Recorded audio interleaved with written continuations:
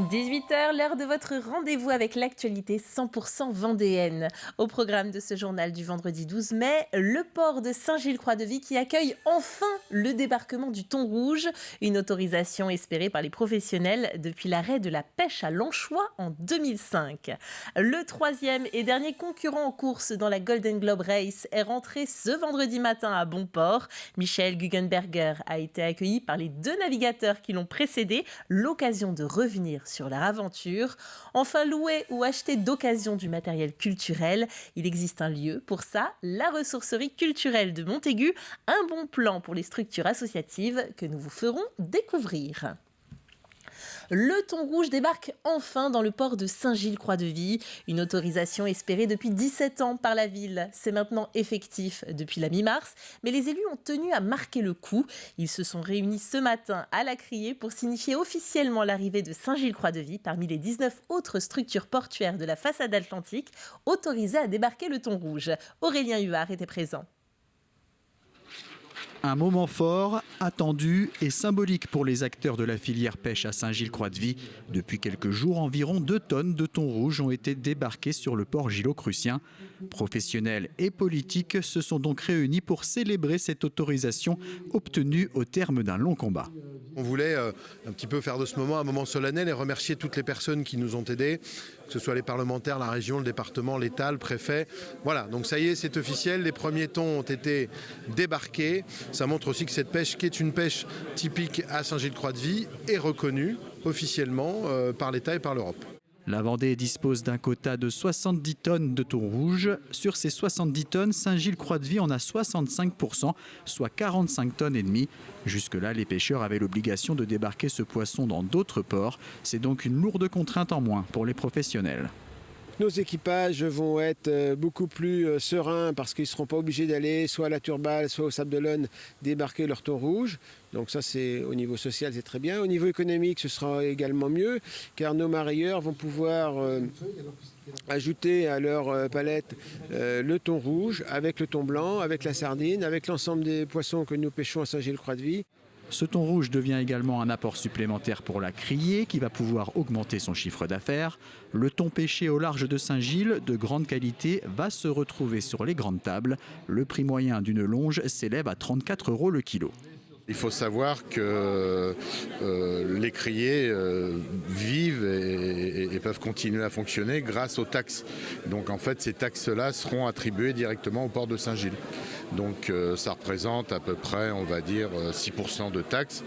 Donc c'est quand même assez conséquent et ça va aider aussi au fonctionnement du port et aussi à sa pérennité. La pêche au thon rouge est la plus réglementée au monde. Ce poisson est celui qui est le plus tracé.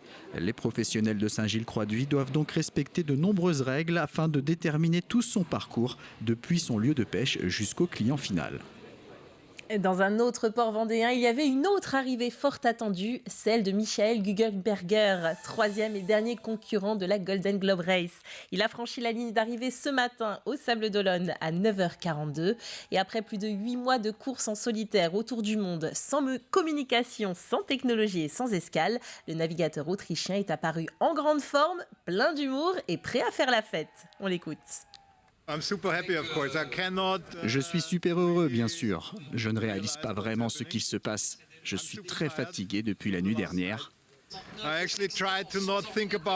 J'ai essayé de ne pas penser à l'arrivée avant de passer la ligne. Donc je commence maintenant.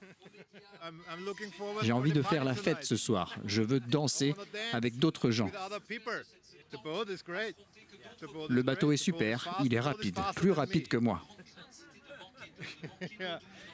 J'avais tout le temps l'impression de devoir le retenir. Je ne suis pas comme un Simon Corben. Je ne peux pas être à fond pendant des semaines. Pas moi.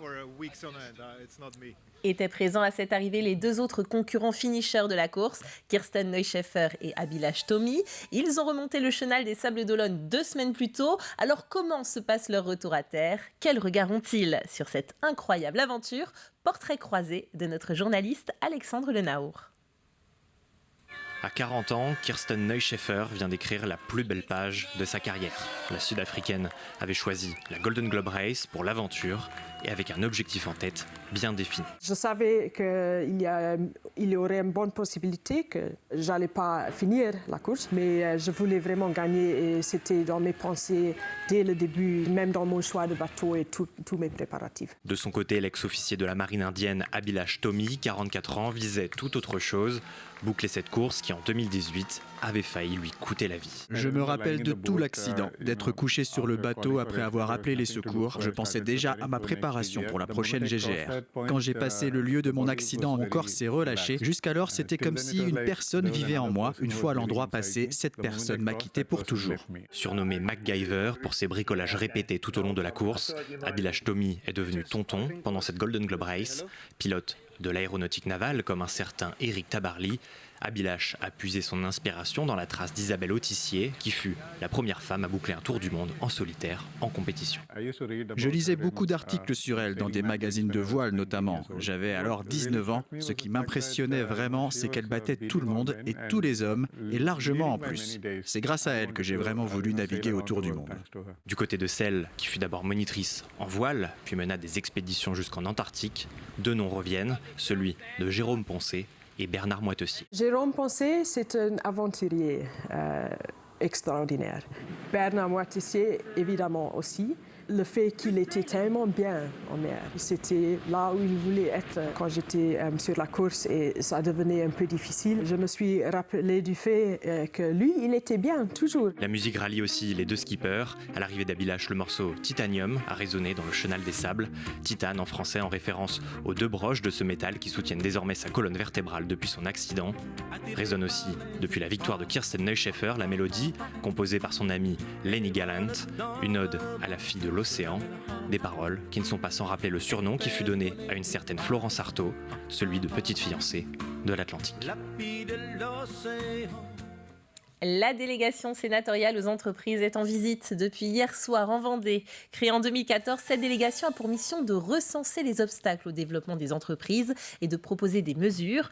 Pour se rendre compte de la réalité du terrain, 7 sénateurs visitent différents acteurs économiques du territoire pour échanger avec eux sur les différentes problématiques rencontrées. Nous les avons suivis dans les locaux du groupe Brillant. On a parlé beaucoup de réindustrialisation de la France. Comme chacun le sait, la France est désindustrialisée depuis maintenant une quarantaine d'années. Et je crois qu'on est à un moment charnière où il faut se reposer la question de la place de l'industrie en France. Je crois que les sénateurs l'ont bien compris.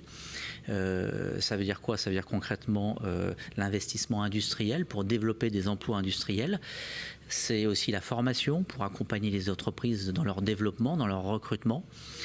C'est également des incitations peut-être fiscales pour encourager les entreprises à investir.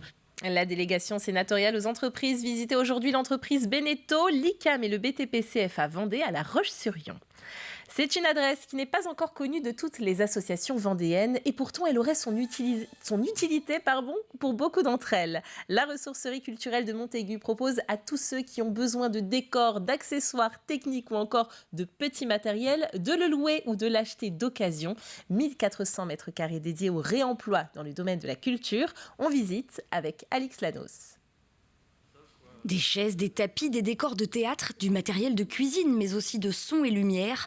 C'est une véritable caverne d'Ali Baba de 1400 mètres carrés que propose la ressourcerie culturelle à Montaigu. Du matériel collecté auprès de différents acteurs culturels et proposé ensuite à la vente ou à la location. Il y a des stocks de matériel, autant des décors que du matériel technique, audiovisuel, gigantesque qui traînent dans les théâtres, dans les opéras ou auprès de festivals qui ne savent pas trop quoi en faire. Et de l'autre côté, il y a des acteurs culturels qui veulent organiser des choses, qui n'ont pas beaucoup de moyens. Et donc le but, c'est de récupérer tout ce matériel-là et de le revaloriser, à savoir le louer ou le revendre à ces acteurs-là. Donc c'est ce qu'on appelle l'économie circulaire, mais dans le milieu du spectacle vivant. Élise Bergeron vient de ramener une dizaine de parasols loués pour l'organisation d'un marché le week-end dernier. Cette année, c'était des parasols. L'année dernière, c'était un cuiseur pour le riz. L'idée, c'est de ne pas acheter quelque chose de neuf qu'on va utiliser une fois ou 2 fois par an. Et on aime bien que ce soit un matériel qui soit pour tout le monde et que tout le monde y ait accès et à prix peu coûteux, en fait. un modèle d'économie sociale et solidaire développé depuis 2021. Aucun matériel ici n'a été acheté. La ressourcerie stocke gratuitement le surplus des structures et le propose à la location. On a pu créer un modèle assez solidaire là-dessus avec des tarifs assez intéressants. C'est du matériel qui a un peu vécu, c'est le réemploi de manière générale. Mais ça fait que pour plein de petits festivals, plein de petits acteurs culturels, c'est tout de même un bon plan de venir chez nous. On a beaucoup de bonnes affaires, quoi. 80% des loueurs sont des acteurs culturels locaux, mais la ressourcerie est également ouverte aux particuliers. Elle organise d'ailleurs ce samedi une grande vente de printemps avant son déménagement. Mobilier, châssis, éléments de scénographie seront proposés aux professionnels et au grand public. La grande vente de printemps qui se déroulera donc ce samedi de 9h à 18h. Casser les préjugés et changer l'image du gendarme tapis en bord de route, c'est l'objectif des premières portes ouvertes des gendarmes vendéens. La caserne Gouvion, au 31 boulevard du Maréchal Leclerc à La Roche-sur-Yon, accueillera le grand public de 10h à 17h. L'entrée est libre et de nombreuses démonstrations et animations sont au programme, de quoi peut-être susciter des vocations. 300 métiers différents sont présents en gendarmerie. Il y a un pôle judiciaire avec des techniciens en identification criminelle, ce sont nos spécialistes de la police technique et scientifique qui feront jouer, qui montreront leur savoir-faire, leur matériel, mais qui feront également participer à une petite enquête et à une reconstitution les gens qui viennent. Il va y avoir bien sûr nos spécialités motocyclistes ou équipes rapides d'intervention, ce sont des choses visibles qui sont connues et qui plaisent. Le volet intervention évidemment, puisque les unités d'intervention seront représentées avec le peloton de surveillance et d'intervention de la gendarmerie, le PSIG, l'équipe cynophile qui va avec, et donc il y aura à la fois une présentation du matériel et des missions, mais également toutes les heures des démonstrations dynamiques sur des interpellations ou l'équipe cynophile en action. C'est la fin de ce journal, passez une belle soirée et à bientôt sur TV Vendée.